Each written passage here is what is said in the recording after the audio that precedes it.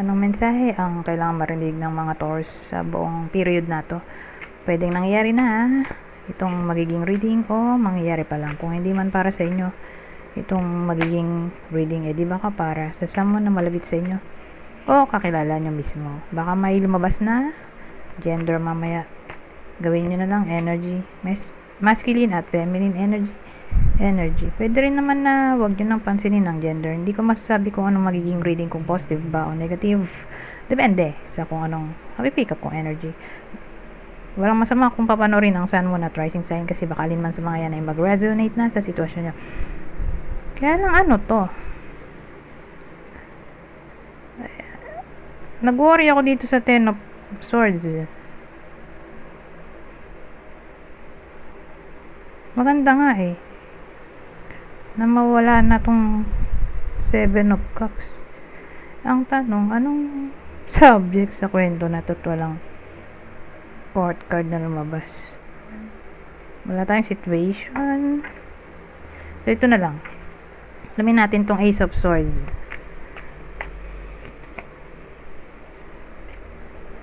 Ace of Swords, the World, Nine of Wands. Eto. Mayroon na tayong bida. Eto bida na to wala na to sa eksena. Basta bida to.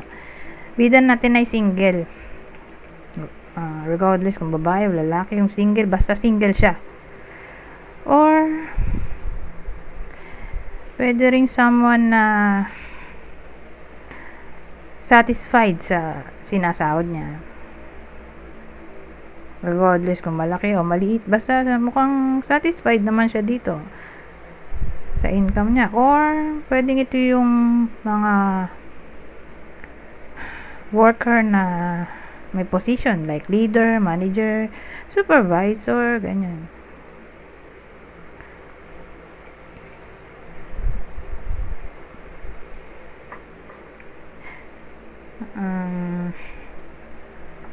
Ano meron sa Ace of Swords natin? The World. Ito, Nine of Wands.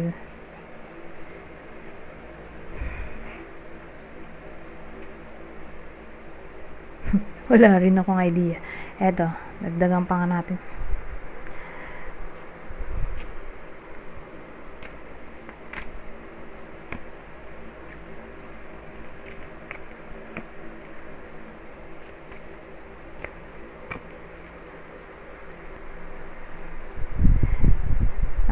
Ito may gender na tayo. Lalaki. Pwede rin namang babae kung extrovert siya, pero mas tatama to sa lalaki.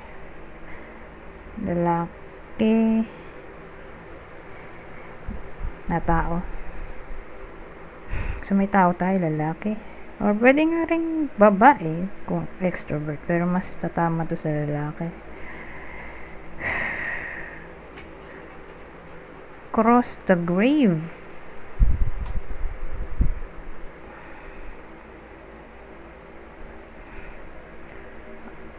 Maganda naman. Ito meron na akong idea.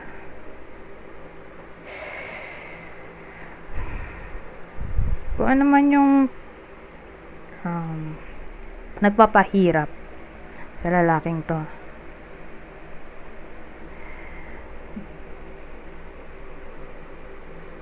Mawawala na dito sa the grave. Ito kasi parang ito rin ending.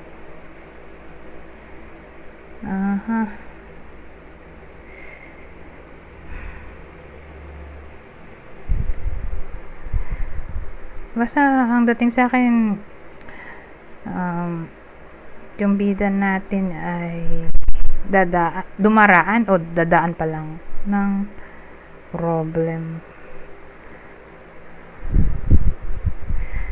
Magiging resilient siya dito.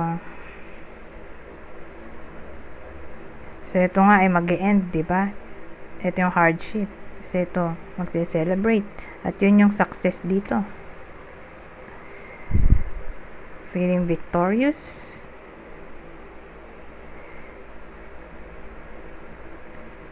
Pero since nandito yung the star, siya ay wish card, di ba?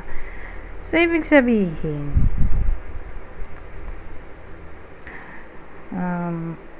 babalik yung peace sa buhay niya. Kakaroon siya ng sense of clarity.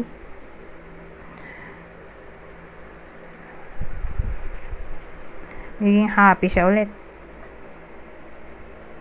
Success.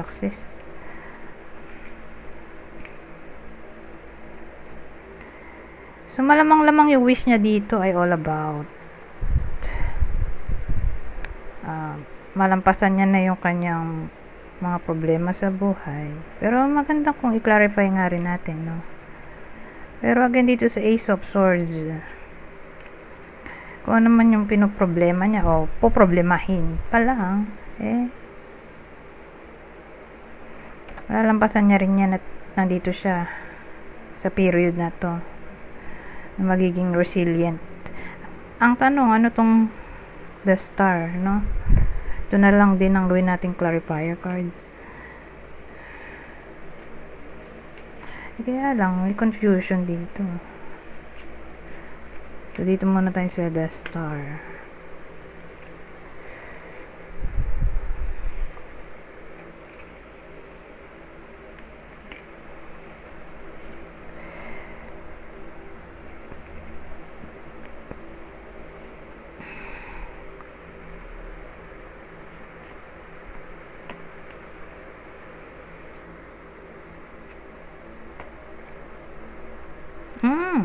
So, ang wish niya ay magkapera.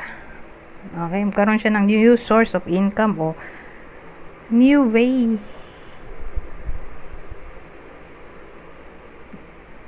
na magkapera nga. New source of income o in any way makakapera siya. Ganun. New money. Para mabayaran ang mga dapat bayaran. Yun yung wish niya dito. Overall, magkapera at nandito tong bear at fish. Ito pa namang the child ay beginning. Or promotion to sa iba sa inyo or new employment. Kasi syempre, kung magkaka-work ka na, edi may magkakapera na. Diba? Or kung freelancer, edi kakaroon siya ng client o project, deal. Basta ang mahalaga, magiging masaya siya kasi kakapera siya dito or mapopromote o ma-recognize sa work dahil sa kanyang leadership, strength, power, ito, skill.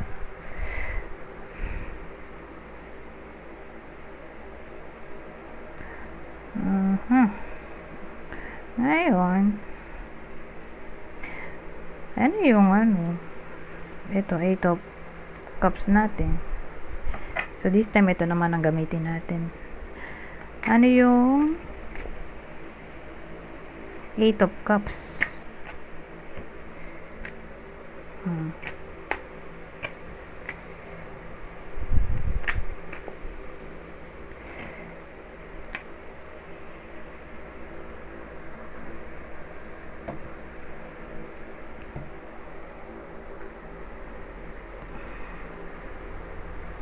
Ano yan?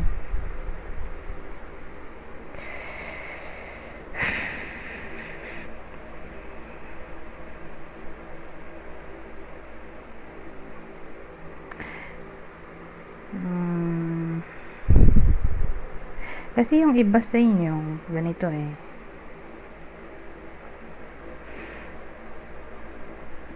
may gusto silang creativity or hobby na parang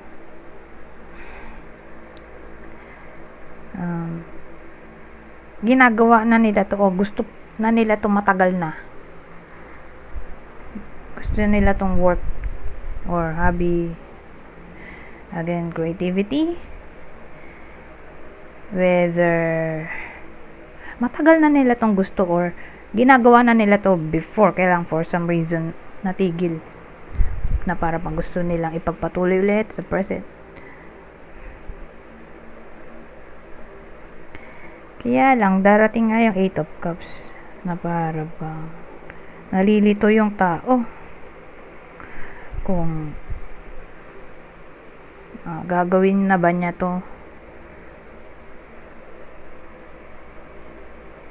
or hindi.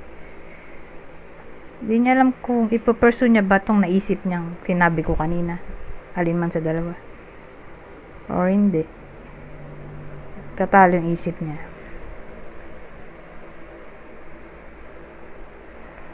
Ngayon,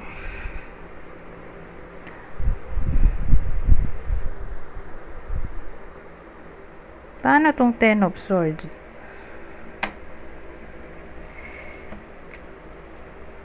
So, rumble na yung kwento natin at iniisa-isa ko na kasi. Hindi na siya as a whole story.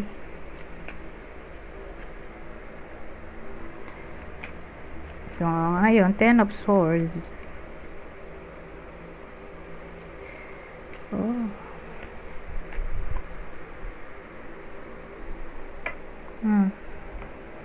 Ayan ito.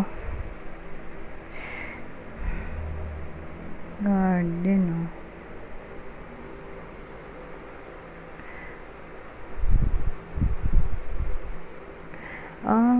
sabihin nating OFW to. May OFW na uuwi sa week na to or magsasabi about end of contract.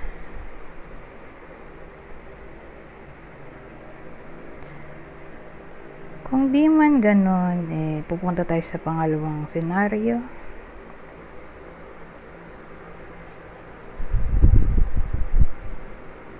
Ano to? More like reunion meeting. Okay? Traveling. Gala gagala. May schedule na gala ba? Ganon. Pero for some reason, hindi siya matutuloy. Ito literal lang di matutuloy. 10 of Swords kasi to. Parang na-cancel. May iba kasi na-postpone. Ito na-cancel talaga. Ewan kung bakit ganoon. Pero for some reason, may mangyayari na magkukos para hindi matuloy itong plano about meeting, traveling, date. Na parang gagala sa labas ba? May pangalawang senaryo.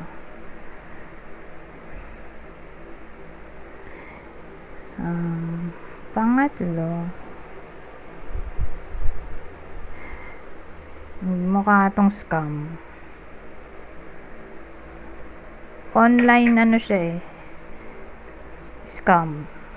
Mabibiktim yung iba sa inyo ng online scam.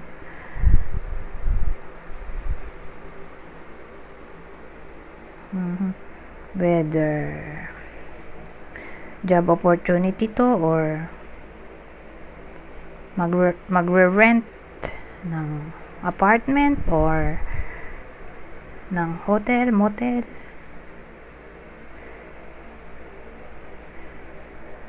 Tapos na-scam sila. Di pala totoo yung offering dun sa website na tinitingnan nila.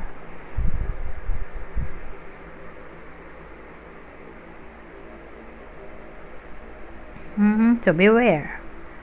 Okay?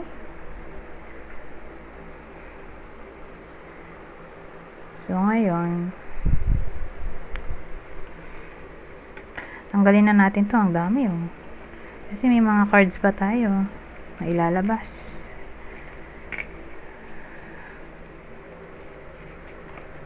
Kaya lang ayoko nang magulo. Yung mga pag-isip.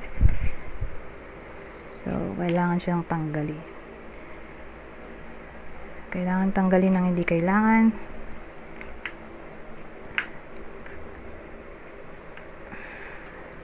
Ayan.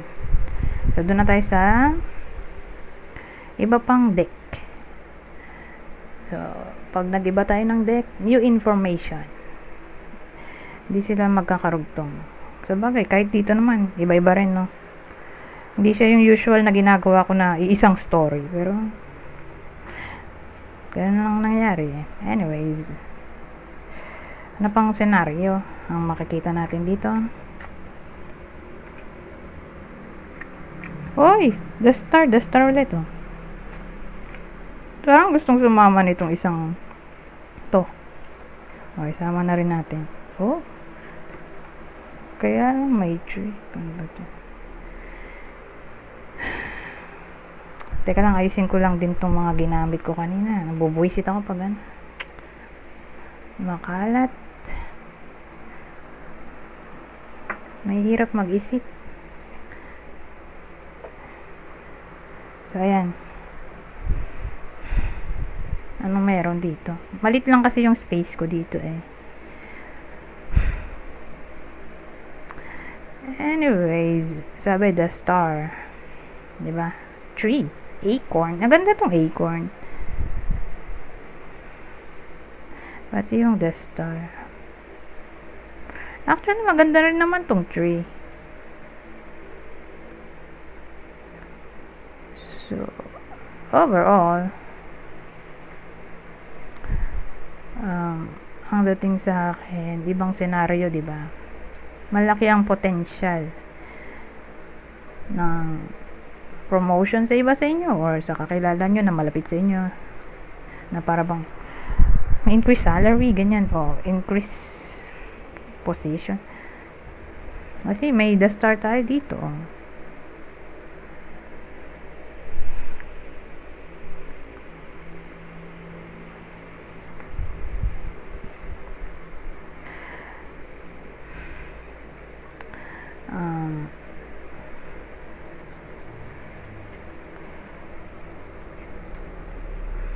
O pwede rin namang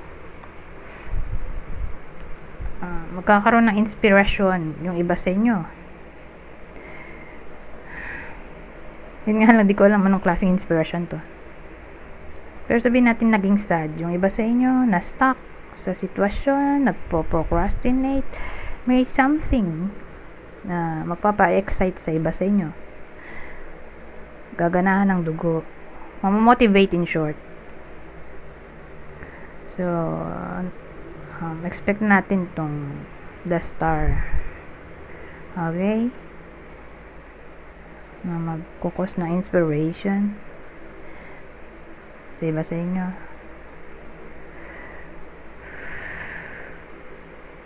Sabihin natin ganito, yung iba sa inyo or kakilala nyo na probationary, casual, kung nasa government. Probationary sa private, di ba? Company.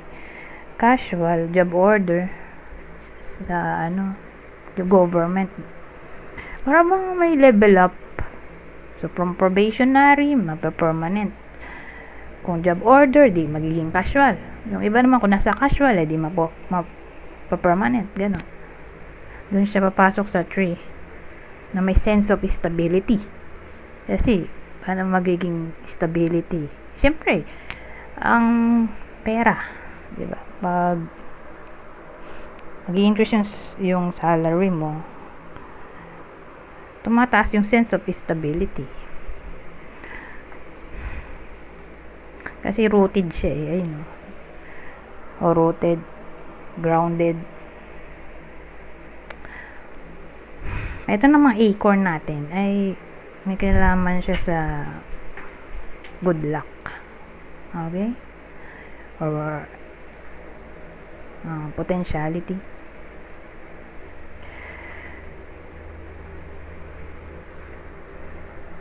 Ito, growth. So, yun. Kaya ako naisip promotion, increase salary, level up. So, tapos ito naman, sense of hope, happiness, wish come true, inspiration. Anyways, punta tayo dito. Ano pang masasabi nito? So, dito na tayo sa last deck. Okay. Kukuha lang ako dito ng 3 card. Babasahin ko na lang para mabilis. Kunin nyo lang yung info. Nasa tingin nyo, fit sa sitwasyon nyo. o ng kakilala nyo. General advice na to sa buong period na ito. Parang redundant yung ito umuulit. Anyways, tips.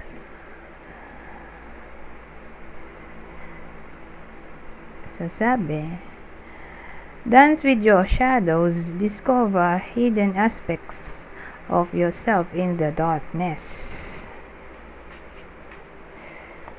Ito, intuition. Sabi, embrace your intuition and the power of the feminine divine. Sasabihin ko sana of the divine feminine, pero ito kasi feminine divine. Trust your inner guidance. Wisdom. Wisdom is your heritage. Seek knowledge and preserve it. Anyways, hanggang dito na lang. Goodbye for now.